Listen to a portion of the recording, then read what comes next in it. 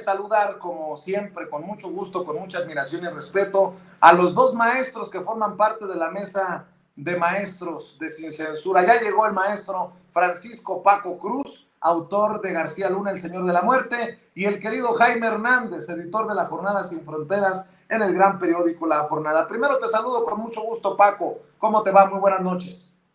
Vicente, ¿cómo estás? Buenas noches. Jaime, buenas noches. Viernes, mira, dicen que el cuerpo lo sabe. Tengo que trabajar toda la noche, pero sí es viernes. Vicente, mira, la realidad es que Abraham tiene mucha razón. Yo me pregunto, ¿cuándo en la vida Felipe Calderón, Enrique Peña Nieto, les habrían dado la palabra a estos personajes de la prensa? Nunca, ni siquiera en el mejor de sus sueños, en el más lúdico, nunca tenían. Yo recuerdo, por ejemplo, Peña, desde que era gobernador, tenía un círculo, tenía un equipo de guaruras, guardaespaldas, que hacía 7 círculos de defensa para que no te le acercaras. Lo mismo pasaba con Calderón. ¿Cuándo se habrían atrevido? Ya no digo con Genaro García Luna, porque bueno, pues Genaro los apapachó, les dio todo, los llevaba al búnker, fíjate, los llevaba al búnker. ¿Cuándo se habrían atrevido? ¿Y cuándo Calderón les habría abierto la puerta, o de Palacio Nacional o de Los Pinos, para que frente a él se sentaran a confrontarlo, a interrogarlo, a cuestionarlo? Nunca. Puede ser que haya cosas que no nos guste de la mañanera, pero todos tienen la posibilidad de ir. No va el que no quiere, te puedes ir, puedes anotar, y si eres un periodista y más que está en alguno de esos medios tradicionales, tiene acceso y tiene el lugar preferente. Cuando Jorge Ramos ha querido ir, lo aceptan, lo dejan entrar, no hay ningún problema. No habíamos tenido un presidente, te digo, con todo lo que le puedan cuestionar a la mañanera, no habíamos tenido un presidente que permitiera eso.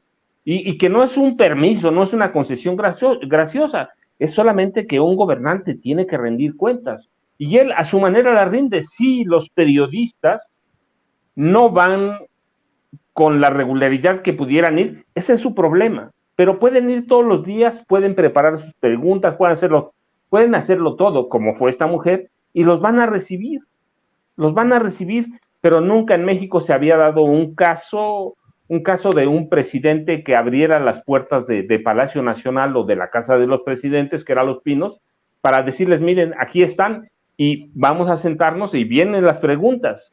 No, nunca había pasado, Vicente. Por el contrario, los periódicos, los periodistas, los dueños de los periódicos, se acostumbraron a vivir de la publicidad oficial. Puede ser que algunas cosas estén bien, porque así es, ¿va? Finalmente el gobierno tiene la necesidad de anunciarse en algunas de sus actividades, algunas de las cosas que considere pertinentes, pero nunca en la vida había habido un presidente que les permitiera llegar, en este caso a Palacio Nacional, y lo confrontaran, porque hay confrontación. Ahí, y el presidente, mira, yo me impresiono porque digo, yo quisiera tener esa paciencia. Yo no los aguanto ni en internet, fíjate. Yo digo, quisiera tener la paciencia del presidente, estoico, de buen humor, y le saca todo. Entonces, no había pasado, Vicente. Jaime lo debe recordar muy bien, trabajamos hace mucho, y nunca los periodistas, a menos que fuera algo concertado, y con uno de esos monstruos, los dejaban entrar a Los Pinos o a Palacio Nacional, y ahí los entrevistaban, pero eran entrevistas con preguntas dirigidas, con cuestionamientos que no se salieran de lo que consideraba la oficina de prensa respectiva, de respeto al presidente, de respeto a la investidura. Hoy le puedes preguntar lo que sea. Puedes ir con la espada desenvainada, literalmente hablando, y fusilar al presidente, y mira, el presidente te va a recibir con una sonrisa y te va a dar contestación, pero claro, tiene razón Abraham Mendieta, tienes que aguantar. Claro, si no aguantas, ¿a qué vas? El que se lleva se aguanta, decía mi nana, que en paz descanse, mi querido Paco, mi querido Jaime, también escucho tu primera ráfaga para iniciar esta mesa de diálogo.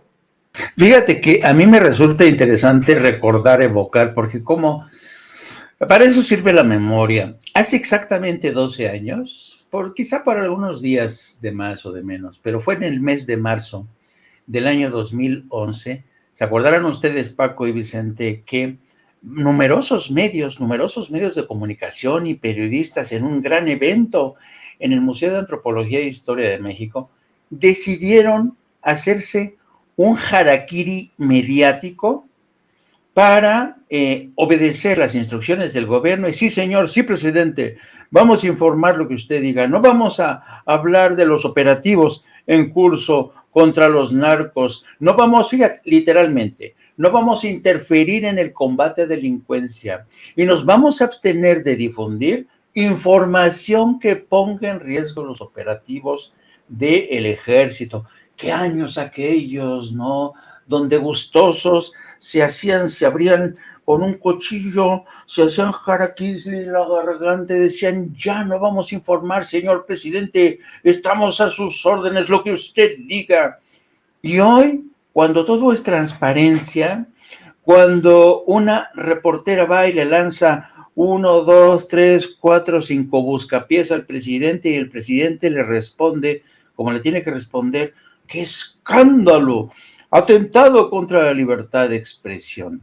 Entonces, de verdad es increíble cuando uno evoca el pasado. Estaba escuchando a Paco, querido maestro Paco, y es cierto, antes había una cerrazón, Dios mío, solo podían entrevistar al presidente los machuchones, según el término acuñado por el presidente. Jaime, dime. Nada más podemos aspirar a que Rubén Aguilar nos confirmara lo que quiso decir el presidente. Acuérdate, en tiempos de Fox. Sí, no. Era un control mediático impresionante. Y yo me acuerdo que en aquel acuerdo en que decidieron hacerse este harakiri mediático y callarse, ponerse en los labios, sellárselos, señor presidente, no vamos a decir, no vamos a cuestionar si usted espía o no desde el ejército, no vamos a cuestionarle si acaso la estrategia es criminal y va a causar víctimas colaterales. Señor presidente, por favor, no confíen ustedes en nosotros, no vamos a criticarlo porque hay fosas comunes, no vamos a criticarlo porque hay miles de víctimas, no vamos a criticarlo porque se ha convertido el país en un cementerio. Cuente con nosotros, señor presidente. Estamos aquí para servirle, ¿no? Qué vergüenza que 12 años después esta gente ya no se acuerde de esos eventos. Uno de los pocos medios de comunicación, por cierto, La Jornada, se abstuvo de firmar ese acuerdo en el que estuvieron Televisa, el Universal, en fin, todos los más importantes medios dijeron, sí, señor presidente, vamos a seguir sus órdenes gustosos. ¿Por qué? Porque con dinero baila el perro.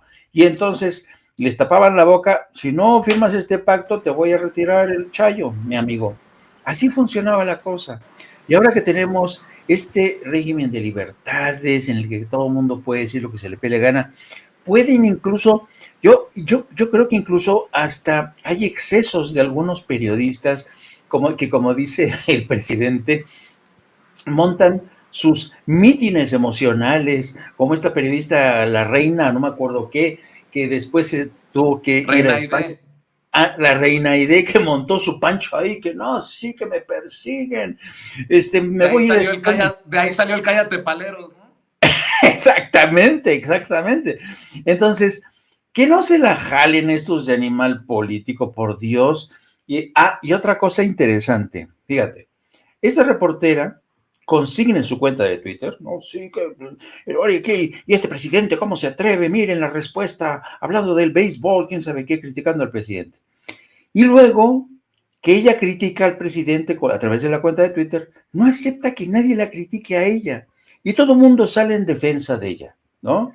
Entonces, yo creo que estamos viviendo tiempos fascinantes en el que queda demostrado que la prensa de la derecha, la prensa conservadora, tiene la piel muy ligera, están acostumbrados solamente a obedecer órdenes de sus amos y señores, en la oligarquía, en los grandes corporativos, pero hay periodistas, ¿sabes?, que no obedecemos así porque el amo nos truene los dedos. Pues señor, tienes que preguntarle esto al presidente. No sé si se dieron cuenta que esta chica, mientras estaba hablando con el presidente, estaba viendo su celular, porque evidentemente alguien le estaba soplando a través del su iPhone o del que sea su teléfono inteligente.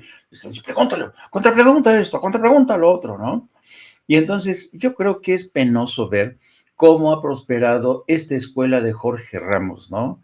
En la que, y es la crítica que siempre se le hacen a este estilo de periodismo, y yo lo repito, esto no es, como dice en inglés, this is not about you, Jorge, this is not about you, esto no es solo de ti, es de la nación, estos temas van más allá de los medios de comunicación, de los periodistas, estos temas trascienden en temas de seguridad, a propósito del tema que tocó. ¿Cómo es posible que cuestionen que el Estado tenga una unidad de inteligencia independiente, no atenida a lo que le diga Estados Unidos, como pasaba durante la presidencia de Felipe Calderón, que obedecían todo lo que les decían desde Estados Unidos, les impusieron un esquema de inteligencia, los llamados centros de fusión, que se pusieron en México y Estados Unidos, y México tenía la obligación de nutrir esos centros de fusión con información relacionada con migrantes, porque los estadounidenses siempre han tenido esta paranoia que entre los migrantes se emboscan los terroristas, ¿no? Entonces estos centros de fusión mandaban información, foto, todo de los migrantes, para ver que no se confundieran con los terroristas. Ni un solo terrorista ha sido capturado estando emboscado con los migrantes que viajaban hacia Estados Unidos. Pero a esto obligaban a Felipe Calderón, y Calderón lo aceptaba todo. A Calderón lo obligaron a aceptar el sobrevuelo de drones militares para dar caza al cártel de los Zetas. Y Calderón, sí señor, ¿cómo no señor? ¿No? Y ahora que tenemos un presidente que dice, a ver, yo estoy dispuesto a cooperar con ustedes, pero en los mejores términos de igualdad, respetando la soberanía y respetando nuestras propias instituciones. Hablábamos de la otra vez de las declaraciones de Pablo Gómez, querido Vicente, que tú nos hiciste el favor de compartir, y cómo Pablo Gómez nos reveló que cómo los aparatos de inteligencia de Estados Unidos, el Departamento de Justicia, cuando México le pide algo, a cuentagotas, ¿no? A cuentagotas, ¿no? Pues claro, entonces México tiene que tener un sistema robusto de inteligencia propia, como la que evitó, por ejemplo, el atentado contra Omar García Harfuch. Entonces, yo no entiendo cuál es el problema que le ve esta gente, pero el tema es que hay que presentar esto ante Estados Unidos como una violación a los derechos humanos, que por cierto es el terreno que les encanta al Departamento de Estado, a los periodistas de Estados Unidos. Tú denuncia una violación de derechos humanos, denuncia una violación a la libertad de expresión, se les ponen los colmillos y dicen, ya ven, solamente en Estados Unidos respetamos la libertad de expresión, ya ven, solamente en Estados Unidos respetamos el derecho a los derechos, el respeto a los derechos humanos. Así es que, francamente, yo no sé cómo hay gente que les cuesta tanto trabajo entender, o es que a lo mejor no quieren entender y quieren seguir en las mismas de cuestionar todo lo que haga Andrés Manuel López Obrador. Eso creo yo más, mi querido Jaime. Fíjense que yo tengo muchas diferencias en opiniones con Joan Grillo, este corresponsal del New York Times en México. Pero hoy le ha pegado al clavo en la cabeza, con el martillo. Escribió hace una hora: es extraño que de repente la extrema derecha de Estados Unidos esté pidiendo la intervención militar en México para acabar con los cárteles, y al mismo tiempo algunos de los más grandes periódicos de Estados Unidos y sus comentaristas estén demandando que México no ponga en marcha la reforma electoral controversial, así le llama Joan Grillo. Estaba pensando, fíjense qué cosas, ¿no? Ya también el corresponsal del New York Times se da cuenta de lo que hemos señalado una y otra vez. Por un lado, están presionando desde la política al presidente Andrés Manuel López Obrador con esta visión de extrema derecha de una intervención militar en México para disque acabar con los cárteles. Y al mismo tiempo esta campaña desde los medios de comunicación, dice Joan Grillo, el corresponsal de New York Times, desde los más grandes periódicos. Me imagino que también está haciendo una autocrítica porque uno de los más grandes periódicos es para el que trabaja él, el New York Times, y comentaristas están demandando que no se eche a andar el plan B de reforma electoral. Y bueno, para demostrar que está en lo correcto, Joan Grillo, fíjense lo que escribe Farid Zakaria, el conductor de espacios informativos en CNN y analista del Washington Post. Tienen sus diferencias, claro, pero Andrés Manuel López Obrador se ha convertido o ha terminado siendo el Donald Trump mexicano. Y en eso se va su columna en el periódico Washington Post. Mi querido Paco, comentarios acerca de esto que pongo sobre la mesa, porque es por demás interesante analizar no solamente los comentarios politiqueros de los republicanos que están pidiendo la intervención militar, sino el contexto. Por ejemplo, también ya hay una respuesta a William Barr y precisamente al medio que le publica esta opinión, este artículo al exfiscal general de Estados Unidos en tiempos de Trump. Ya le respondió el canciller Marcelo Ebrard. Sí, seguramente recuerdan que este artículo lo enfocó contra México y se confirma pues esta campañita desde los grandes medios de comunicación estadounidenses contra el presidente Andrés Manuel López Obrador y su gobierno, Paco. Mira, Vicente, antes de decirte, de entrar, de dar paso a este tema, deja decirte lo que decían en mi pueblo con relación a la prensa mexicana tradicional o la vieja, que se la jalen, está bien, pero que no se la prolonguen. Sí, es viernes, todo se vale, pero mira, te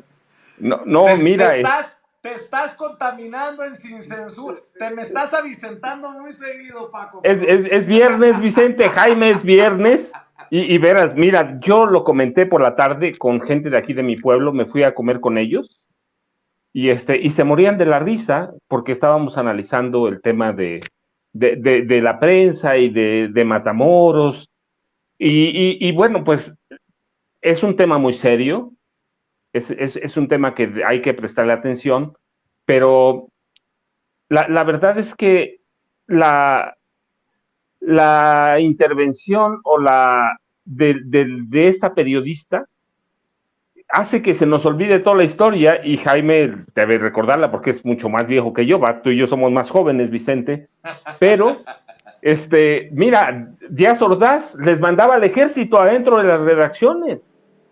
Luis Echeverría les mandaba al ejército a las redacciones. López Portillo, pues él se lo cerraba de una vez, ¿sí? Así que teníamos un zoológico de presidentes que, gorilescamente hablando, les mandaban censurar todo. Y te digo, no hay que ir hasta allá. A Peña nunca de los nunca tenían acceso. Y yo te lo digo, como gobernador, alguna vez intenté acercarme a él. Cruzas un círculo de seguridad, pero al segundo te detienen, pero son 7. Así que, pues, estos periodistas de ahora, pues, me dan un poco de risa, a pesar de la seriedad del tema, porque, pues, protagonismo, son más bien como artistas, ¿sabes? Son artistas que quieren brillar y lo ves en sus cuentas Twitter, haciéndose las víctimas y, no, miren, yo tengo el músculo fuerte, pero bueno, esa es la prensa nueva que tiene mucho todavía que aprender. Del otro lado, mira, es comprensible que los medios de Estados Unidos se suban al tema del plan B, al tema López Obrador. Es Es comprensible que se suban al tema del injerencismo, del intervencionismo, porque a la derecha mexicana ya no le queda nada aquí. Tiene que recurrir a hacer trabajo de cabildeo en Estados Unidos con la prensa, con congresistas congresistas de la Cámara Baja, del Senado. No tiene ya aquí la oposición nada, ya perdió todo, le han desactivado todo, absolutamente. El rey del cash, el tema que busquemos, todo lo han desactivado. Y hasta la fecha no hay en la oposición un solo personaje que tenga capacidad para enfrentar alguno de los probables candidatos presidenciales de Morena. No hay. Entonces, ¿qué les queda? Las intentonas de golpe blando también las ha desactivado muy bien López Obrador. López Obrador ha sabido leer a la oposición y la oposición no lo ha sabido leer a él, de tal forma que, ¿qué les queda?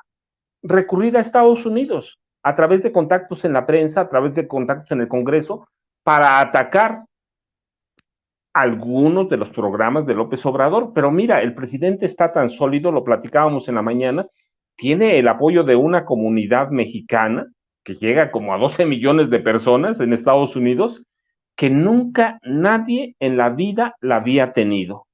De tal forma que tiene capacidad para enfrentarlo, para enfrentar a esos congresistas, para enfrentar a esa ala de la derecha conservadora de Estados Unidos y llamarles mequetrefes. Yo quiero ver qué presidente, bueno, quiero ver no a Peña, que pobre, pues no tenía capacidad para más nada, pero quiero ver a Calderón, que es un asesino, literalmente lo digo, con conocimiento de causa, que es un tipo que tiene las manos manchadas de sangre.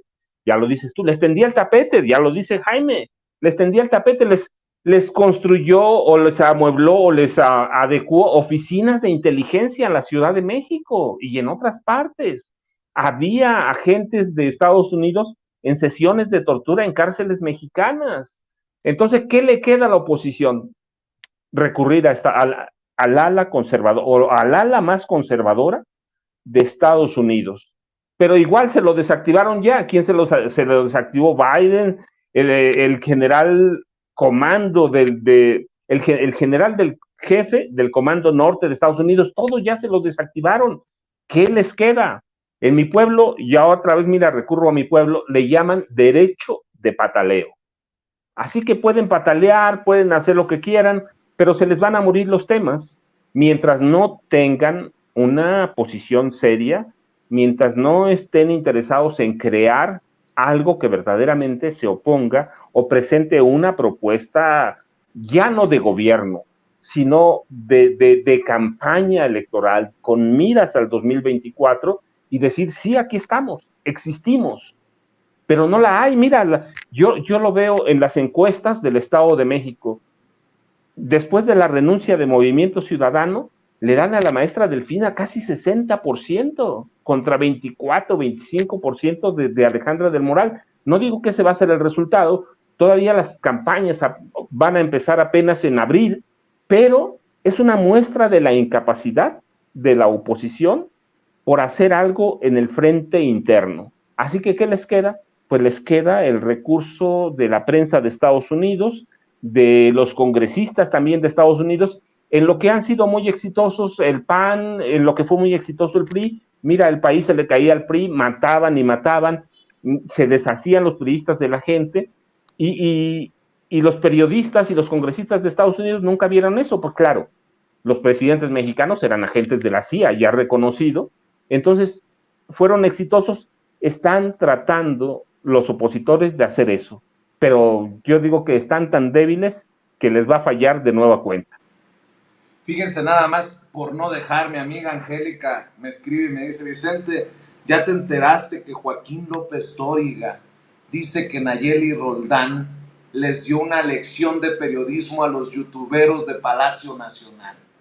Y yo le digo, Angélica, pero ¿con qué cara López Dóriga dice saber de periodismo? ¿Será de periodismo chayotero? Por cierto, Joaquín, ¿Cuántas veces se dieron de besitos perdón? ¿Cuántas veces visitaste con esa efusividad que quedó demostrada en algunas fotografías a Genaro García Luna cuando era el superpolicía? ¿De a cuánto salieron las reunioncitas, Joaquín? ¿De qué me hablas? Bueno, en fin, déjeme leerle, porque se están tomando muy en serio, muy en serio, este tema de los ataques republicanos en el gobierno de México. Fíjese nada más lo que publica Marcelo Ebrard, el secretario de Relaciones Exteriores, en respuesta a William Barr, el exfiscal general de los Estados Unidos en tiempos de Donald Trump, sobre su reciente artículo contra México. Y hay una carta, y dice así. Dice en el tuit Marcelo Ebrard: México nunca permitirá que sea violada su soberanía nacional. Les comparto el texto de mi autoría en el Wall Street Journal en respuesta al reciente artículo de William Barr, exfiscal general de Estados Unidos, contra México. Y dice así: carta del secretario de Relaciones Exteriores Marcelo Ebrard Casaubon al editor de The Wall Street Journal. México responde a Bill Barr sobre cárteles. México nunca permitirá que su soberanía nacional sea violada. Somos un socio clave de Estados Unidos y debemos ser tratados con respeto. En diciembre de 2020, el entonces fiscal general de Estados Unidos, William Barr, emitió una declaración en la que reconoció la necesidad de la cooperación internacional para combatir el crimen transnacional.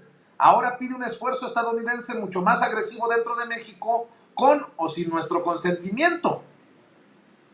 En su artículo del 3 de marzo, que tituló The U.S. Must Defeat Mexico's Cartels, Estados Unidos debe derrotar a los carteles mexicanos.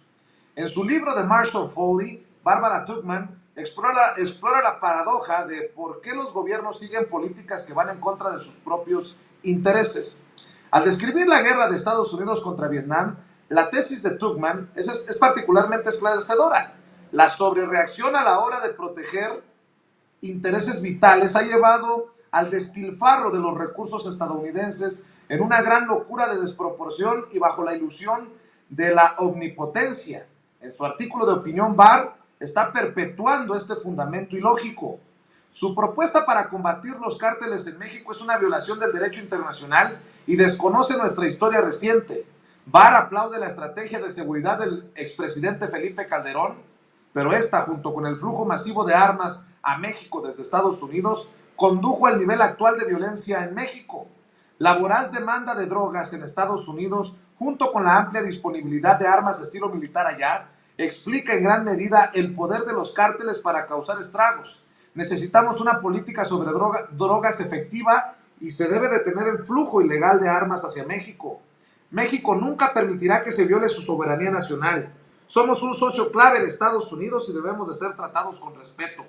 La política del señor Barr generaría aún más violencia y víctimas en ambos lados de la frontera y dañaría aún más los intereses de Estados Unidos al erosionar toda la cooperación bilateral.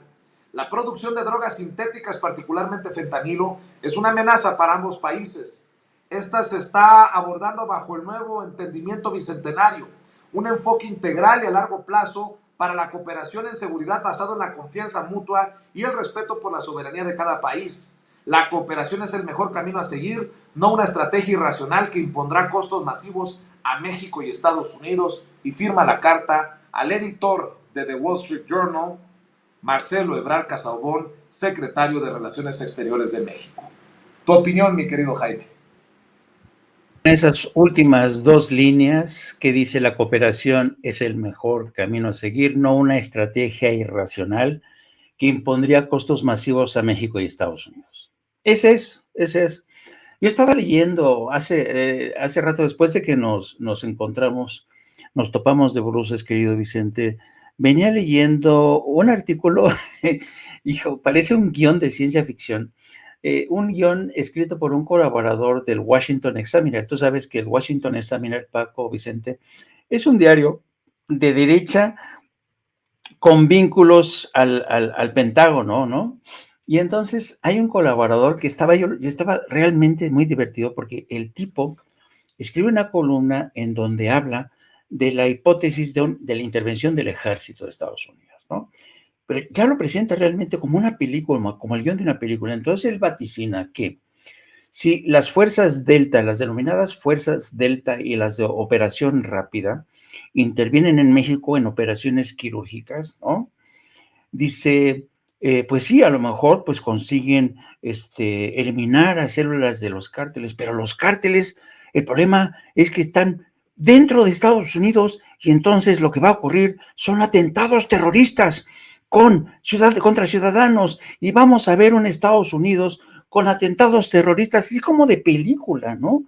Y entonces estaba yo diciendo, bueno, qué imaginación tiene este tipo, ¿no? Y está viendo los bombazos contra las estaciones de trenes, aeropuertos, de los cárteles de la droga. No, no, no, no, una película de Hollywood, no.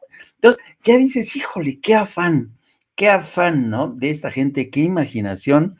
Y francamente, si tú escuchas a los congresistas como al senador Lindsey Graham, que yo creo que ya está gaga, Lindsey Graham, mira que proponer que haya una intervención y además este lenguaje tan despectivo que sigue utilizando Lindsey Graham para hablar de México como un agujero infernal, ¿no?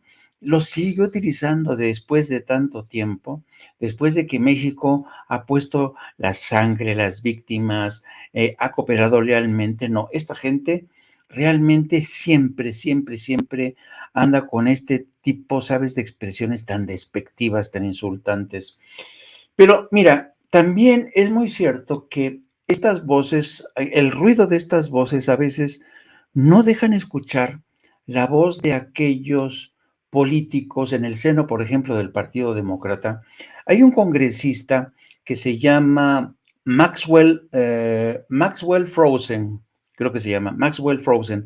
Este congresista por el estado de Florida, que es muy joven, tiene 26 años, es el primer congresista de la denominada Generación Z que accede al Capitolio.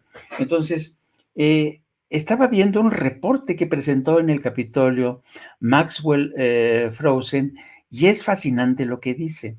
Fíjate, dice Maxwell, el 86% de los arrestos y procesamientos de tráfico de fentanilo que se registra a lo largo de la frontera con México, arrestos, detenciones y procesamientos, encarcelamientos, el 86% son de ciudadanos estadounidenses, no de inmigrantes, no de indocumentados, no de mexicanos o inmigrantes de origen mexicano. El 86% son de ciudadanos de Estados Unidos. Con lo cual, este es un dato duro que realmente hace dudar es decir, como que la retórica no empata con los datos duros que presentan congresistas demócratas como Maxwell Frozen, ¿no? Pero eso no lo escuchan los congresistas del Partido Republicano, que insisten. Estaba escuchando hace rato a John Bolton, ¿te acuerdas que fue el asesor principal de Donald Trump? Y decía, bueno, no es una tontería eso realmente de apostar por enviar a tropas especiales para combatir a los cárteles de la droga. Lo que sí podríamos hacer es que Fuerzas Armadas de México y Fuerzas Armadas de Estados Unidos trabajaran de manera conjunta a lo largo de la frontera. Sí, cómo no, Chucha. Imagínate nada más a esta población y este tráfico que es el más elevado del mundo, donde circula el intercambio comercial es superior a los 600 mil millones de dólares.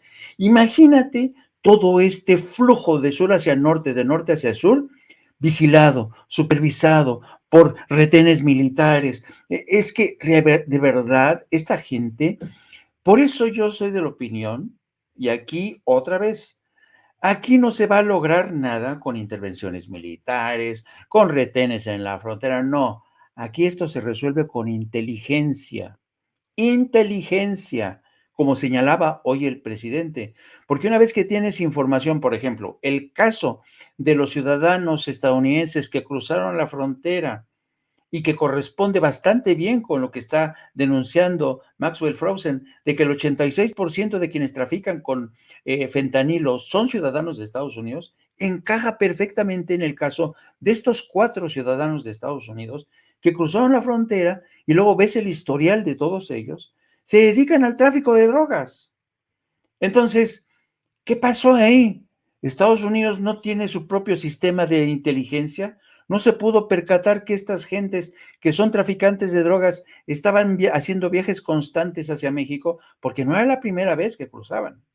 Entonces, aquí hay mucha hipocresía, hay muchísima desinformación y he querido dejar al último, querido Vicente, a Farid Zakaria. Mira, yo creo que Farid Zakaria es muy bueno manejando información que tiene que ver con Asia, sobre todo con Asia. Pero a Farid Zakaria no le preguntes de México ni América Latina, la verdad. Es un neófito sobre lo que tiene que ver con México y América Latina. Y te voy a decir lo que es más. Yo estoy casi seguro que ese artículo que ha escrito Farid Zakaria se lo susurró al oído Jorge Castañeda. ¿Por qué Jorge Castañeda? Porque Jorge Castañeda, se da la circunstancia, es que es casi el único interlocutor que tiene Farid Zakaria a la hora de preguntar sobre la realidad política de México. Es decir, lo que siempre hemos visto nosotros, el problema de los corresponsales extranjeros en México es que viven en un círculo, en una burbuja, donde es mejor que la gente, incluso es preferible que hablen inglés, ¿no? Nuestros interlocutores mexicanos. Entonces, no salen del círculo de los Jorge Castañeda, de las Denise Dresser, de toda esta gente que son anti-AMLO. ¿Y cuál es el problema que está ocurriendo con los medios de comunicación? Como decías, mencionabas el caso de Iván Grillo, que realmente están perdiendo tremenda credibilidad. Pero ¿sabes qué?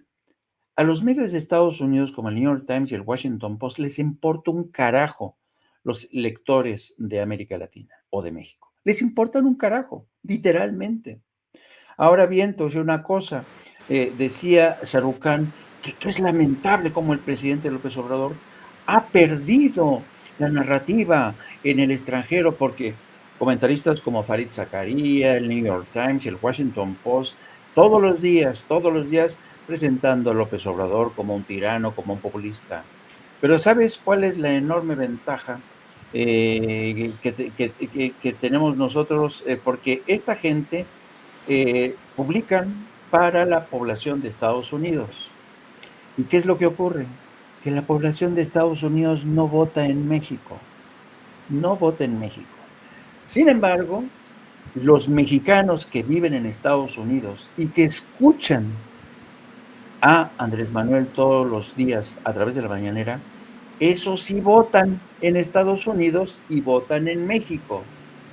¿Quién sale ganando y quién sale perdiendo? Hagan ustedes sus conclusiones. Mi querido Jaime, ¿por qué no cerramos invitando a la gente a tus trincheras, querido maestro? Porque seguimos avanzando. Arrieros somos, en el camino andamos y seguimos avanzando. Así es, querido Vicente, muchas gracias como siempre. Los invito para que se sumen también a nuestro canal de No Apto para Cínicos. Transmitimos todos los días a partir de las 14 horas. Búsquenos en internet, No Apto para Cínicos. Un título, un nombre para el canal que yo dirijo y que escogí precisamente pensando en el señor Richard Kapuscinski, gran periodista, un periodista de verdad honesto, no corrupto, y que yo en lo personal conocí, llegué a conocer, tuve la fortuna de conocer. También les pido que me sigan a través de mis redes sociales en @JaimeJourno y también a través de la sección, esto es también muy importante, la sección de las Jornadas y Fronteras. Les pido que la visiten, de nuestro gran periódico La Jornada. Don Francisco, fuente inagotable de sabiduría y de antojos mexicanenses que algún día nos vas a tener que invitar. Bueno, pues te mandamos un abrazo, Jaime. Don Francisco, ya escuchó usted cómo lo saluda el maestro Jaime Hernández. Y les voy a confesar algo antes de que cierre. Y la verdad es que cocino muy rico, ¿eh? Preparo unas salsas de molcajete, de veras, muy ricas, Jaime. Tenemos ese compromiso, pero mira, antes de cerrar, déjenme decirle, ¿qué quieren aquellos conservadores mexicanos y de Estados Unidos cuando piden la intervención? Es que ya no recuerdan ya no recuerdan los acuerdos que firmó Estados Unidos con Álvaro Uribe en Colombia y que permitió la intervención del ejército de Estados Unidos a través de, creo que en esa época fueron 9 bases, no sé, de Colombia, que las usara el ejército de Estados Unidos. ¿Acabaron con el problema de las drogas? No, ya no hay cárteles, al contrario, permitieron la entrada de cárteles mexicanos a Colombia, pero esa es una tarea que tenemos para la próxima semana, porque es prácticamente lo que los conservadores mexicanos y de Estados Unidos buscan, que México permita que el ejército de Estados Unidos haga lo que hizo en Colombia y que fue tomar posesión de algunas bases, como 9 eran en esa época, y luego aparecieran las empresas privadas de seguridad de Estados Unidos para controlar el negocio de la venta y tráfico de armas y todo eso, y eso es Colombia hoy. Eso quieren para México, pero no lo han pensado y no se han puesto a estudiar a Colombia, pero lo trataremos. Yo, Jaime, Vicente, ya saben, @ Paco Cruz Jiménez en Twitter, Francisco Cruz Jiménez en Facebook, y tenemos pendiente esas salsitas. Mando un abrazo, Paco. Por lo pronto te mando un abrazo, Paco. Te mando un abrazo, Jaime. Que descansen. Muy buenas noches. Gracias, igual. Amigos, amigas, regresamos en breve. Pero mientras seguimos hablando sin pelos en la lengua, sin censura, usted puede suscribirse a nuestros 3 principales canales en YouTube. Sin Censura Media, en donde tenemos más de 1.600.000 suscriptores. Sin Censura TV, en donde tenemos más de 1 millón de suscriptores. Y en Sin Censura Presenta, en donde queremos llegar muy pronto a los 100,000 suscriptores. Si usted ya está inscrito en Sin Censura Media, suscríbase en Sin Censura TV. Si ya está suscrito en Sin Censura TV y Sin Censura Media, suscríbase a Sin Censura Presenta. Recuerde que es gratis, no tiene que sacar un solo centavo de su bolsillo para apoyarnos. Dele clic en la campanita para que los señores y señoras de YouTube envíen las notificaciones cuando estemos transmitiendo en vivo y en directo o estemos subiendo videos. También nos puede seguir en Twitter en @Vicente Serrano y hasta en Instagram. Ojo, también estamos en Instagram. Son nuestras redes sociales y con el apoyo de ustedes seguimos creciendo, porque con ustedes todo, sin ustedes nada.